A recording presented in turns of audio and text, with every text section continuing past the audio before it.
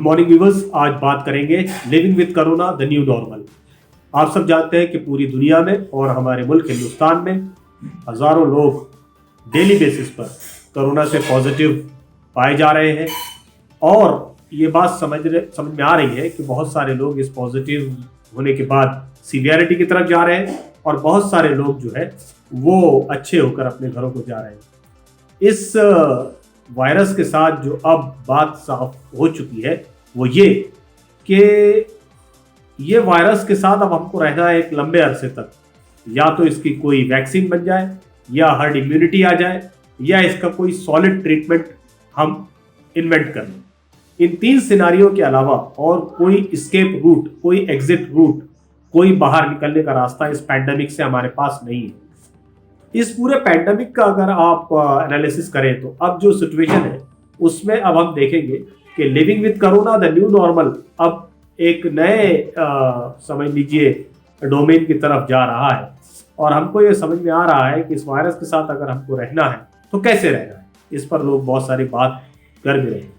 मेरे हिसाब से 4 या 5 बहुत ही इंपॉर्टेंट एस्पेक्ट है। 5 नंबर एक psychological, number 2 physical, number 3 social, number 4 educational और नंबर 5 इंफोडेमिक।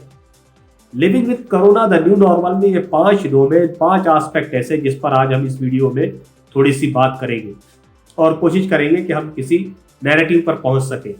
पहली चीज वो साइकोलॉजिकल एस्पेक्ट के एतबार से है।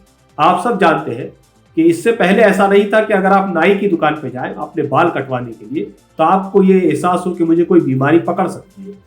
लेकिन आज जब आप नाई की दुकान पर जाते हैं तो आपको लगता है कि हो सकता है कि वो कोरोना पॉजिटिव हो या उसके आने वाले कोरोना पॉजिटिव हो। तो ये साइकोलॉजिकल, ये फियर साइकोसिस जो न्यू नॉर्मल में हमारे साथ अभी रहने वाला है, जब तक कि ये न्यू नॉर्मल खत्म नहीं हो जाता, वैक्सीन नहीं आ जाती, इलाज नहीं निकल जाता या हर्ड इम्यूनिटी नहीं आ जाती, तब तक कि हम इस फियर साइकोसिस में रहेंगे। तो इस फियर साइकोसिस से लड़ना है। पहली चीज साइकोलॉजिकल एस्पेक्ट में न्यू नॉर्मल में ये है कि इस फियर साइकोसिस से लड़ना है। हर चीज, हर बुखार, हर खांसी या हर गले में खराश कोरोना होगा ऐसा जरूरी नहीं। लेकिन आप देखेंगे कि इस वक्त 2 बड़े नैरेटिव चल रहे हैं। एक एक्सट्रीम है कि कुछ नहीं है, ये तो नॉर्मल है, जुकाम खांसी जैसा फ्लू लाइक वायरस है वगैरह और कुछ नहीं होता है, सब अपनी नॉर्मल जिंदगी गुजारना चाहिए। दूसरा ये है कि नहीं, अभी 2 साल तक ट्रैवल मत कीजिए, किसी से मिलिए मत, क्लाइंट को अटेंड मत कीजिए। हमारे बहुत सारे डॉक्टर्स दोस्तों ने अभी तक ओपीडी शुरू नहीं की है। ये 2 एक्सट्रीम के बीच में साइकोलॉजिकल एस्पेक्ट है, हमको मिडिल पाथ को अपनाना है। और मिडिल पाथ क्या है? वो मिडिल पाथ ये है कि अपने साइकोलॉजी को स्ट्रांग रखना है, पूरी प्रिकॉशंस लेना है और उसके बाद अपनी किस्मत पर या हम जिस भी गॉड में बिलीव रखते हो वो उस पर यकीन रखना है कि हम पूरी एहतियात करेंगे, उसके बाद सारी बात तकदीर के हाथ हो जाएगी। तो ये नहीं होना है कि इस फियर साइकोसिस में हम अपनी डेली रूटीन को ही अब खत्म कर दें। दूसरा एस्पेक्ट वो फिजिकल एस्पेक्ट के एतबार से वो ये है कि न्यू नॉर्मल में हर वक्त इन्फेक्शन का खतरा हमको है। इसके लिए जरूरी है कि हमारी इम्यूनिटी ऑप्टिमम रहे। ये जो है कि ये खा लो तो अच्छा हो जाएगा, ये काढ़ा पी लो तो अच्छा हो जाएगा, मेरे हिसाब से साइंटिफिक एस्पेक्ट अभी तक इसका प्रूवन नहीं है।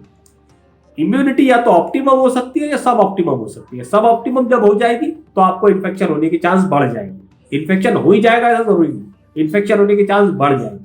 तो हमको ये करना है कि ऑप्टिमम इम्यूनिटी रखना है। ये फिजिकल न्यू नॉर्मल है कोरोना का, यानी आपको 4 चीजों पे ध्यान देना है। नंबर 1 हमारी नींद, हम कैसा सोते हैं, कितना सोते हैं। नंबर 2 हमारी डाइट। नंबर 3 हल्की फुल्की एक्सरसाइज और नंबर 4 पॉजिटिव माइंडसेट। ये 4 चीजें अगर आप कर सके तो आप एक ऑप्टिमम इम्यूनिटी बरकरार रखने में कामयाब हो जाएंगे। ये बात सही है कि फल सब्जियां खाने से इसमें फायदा होता है। बहुत सारे जो आयुर्वेद के, यूनानी के बहुत सारे टोटके लोग बता रहे हैं ये हो सकते हैं कि काम करें, लेकिन ये काम कर रहे हैं ऐसा हमारे पास अभी तक कोई प्रूफ नहीं है। तो इसलिए बेस्ट ये है कि हम हर चीज अपनाएं लेकिन एहतियात को ना छोड़ें।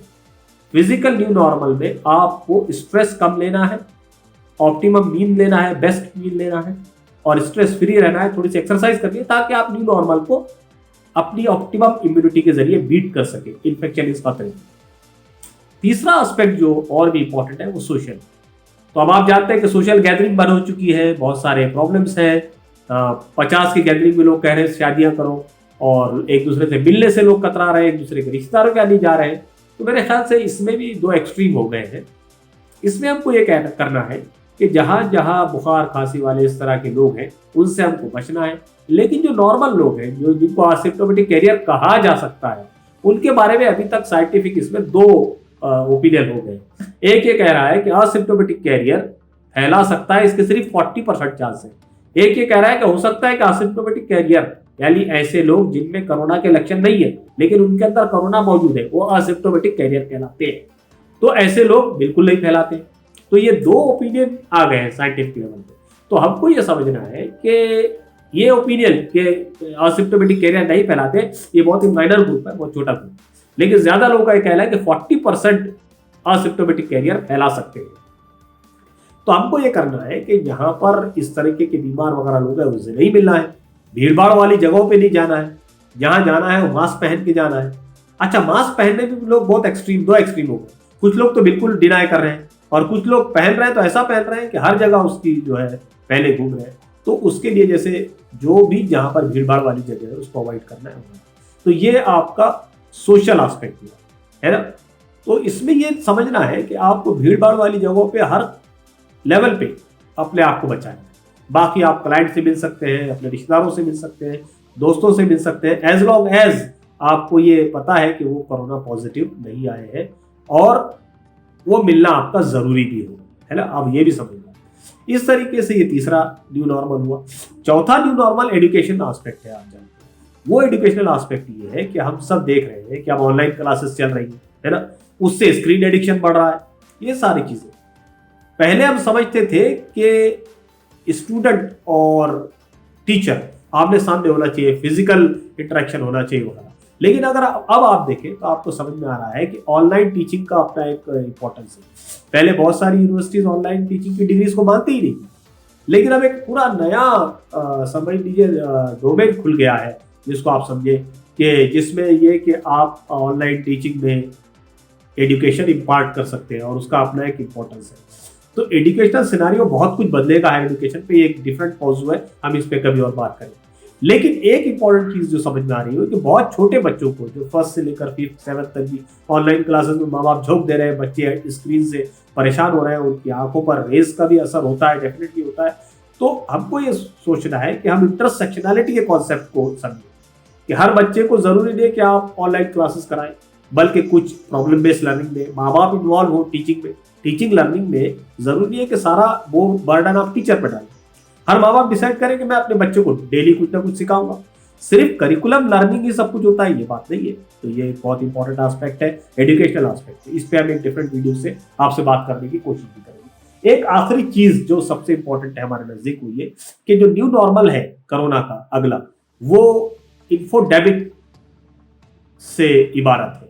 या इन्फोडेमिक क्या है कि इतनी सारी इंफॉर्मेशन आपके पास आ जाए कि आप सही और गलत इंफॉर्मेशन को छांट ना सकें।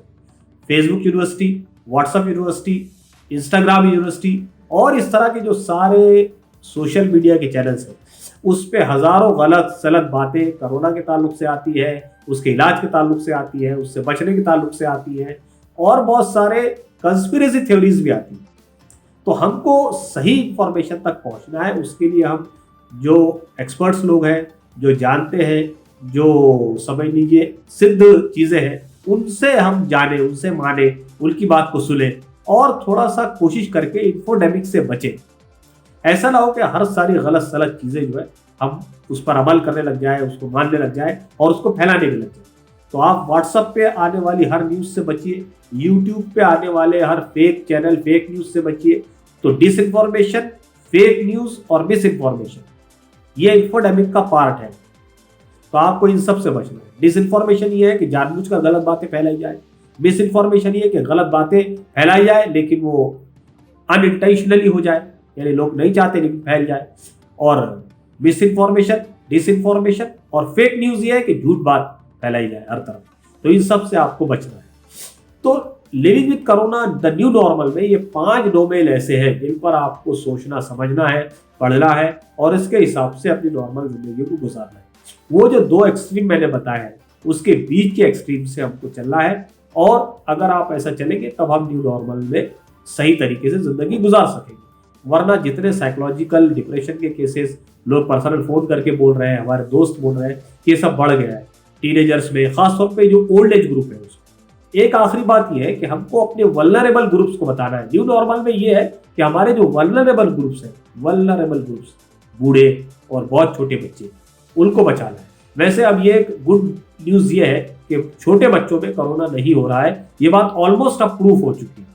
तो वो सिर्फ कैरियर के तौर पर यानी वो दूसरों को लगा सकते हैं, उनको नहीं हो सकता, या आ रहा है तो बहुत माइल्ड फॉर्म का कोरोना उनको हो रहा है, कोविड डिजीज हो रही है। तो ये एक ग्रेट समझ लीजिए सिल्वर लाइनिंग है, इसको हमको समझ रहे हैं। तो वल्नरेबल ग्रुप को बचाना है। न्यू नॉर्मल में जो कुछ बताया गया है 5 डोमेज, उसमें अपने आप को एडजस्ट करना है। और ये न्यू नॉर्मल जरूरी नहीं कि हमेशा हो, ऐसा ही चाहिए। हो सकता है कोई इफेक्टिव ट्रीटमेंट आ जाए, हो सकता है वैक्सीन आ जाए, जल्दी आ जाए या देर से आ जाए और आप वैक्सीनेट करें, तो उसके बाद ये न्यू नॉर्मल खत्म हो जाएगा और अपनी नॉर्मल जिंदगी में गुजार सकेंगे। लेकिन जब तक ऐसा नहीं होता है तब तक हमको इन 5 डोमेन के न्यू नॉर्मल के साथ जिंदगी गुजारना आना चाहिए। मेरे ख्याल से अगले वीडियो तक के लिए ये बहुत सारी बातें आप तक पहुंचानी थी। Thank you very much.